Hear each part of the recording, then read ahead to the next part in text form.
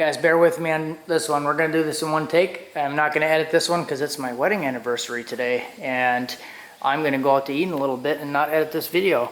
So I wanted to show you something, well, two things. So I reconfigured how I did the line lock stuff, and something cool that comes along with V3. So reconfigured my dial input now. So instead of volts across the top or whatever I had before, it actually shows number position per rotation on the dial. So now I have 11 positions, including a 0 position.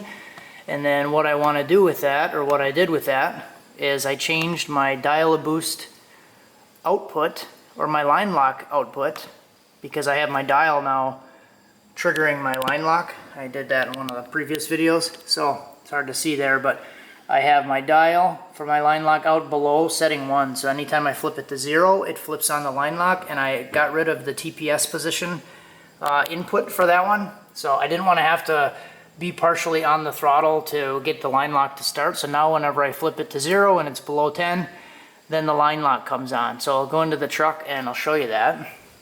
And actually do have an event that I'm going to go to tomorrow, so I wanted to get some of this stuff dialed in. Get it? Do you get it, guys? Alright, I'm gonna get in the truck. This is gonna be terrible.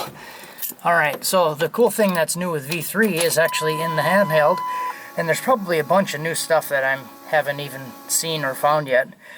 One other cool thing that comes on V3 on the laptop is there's actually a setting to save your folder as a default setting, so when you go to open a new file, you don't have to drill down and find the file. You could just open the folder that it's already in. Amazing.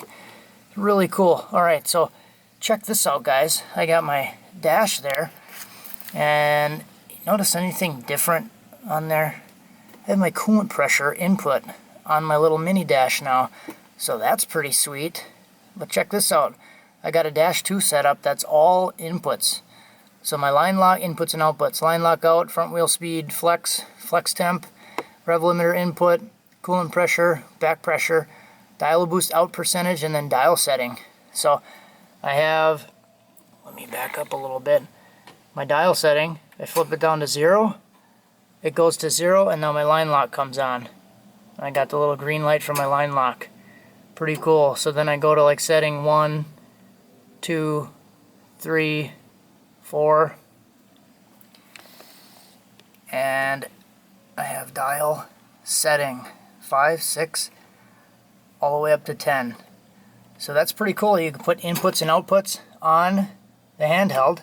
And then another thing I really liked was in the Wizards, there's a set ECU date time right on the Wizard now.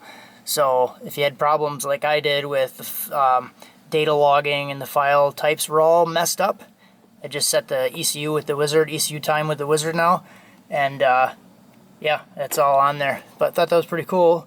Want to show that the inputs and outputs now, you can put that on the Holly. And some of these are ECU inputs, and some of these are CAN bus inputs also, so you can put the CAN stuff on there. So that's pretty cool.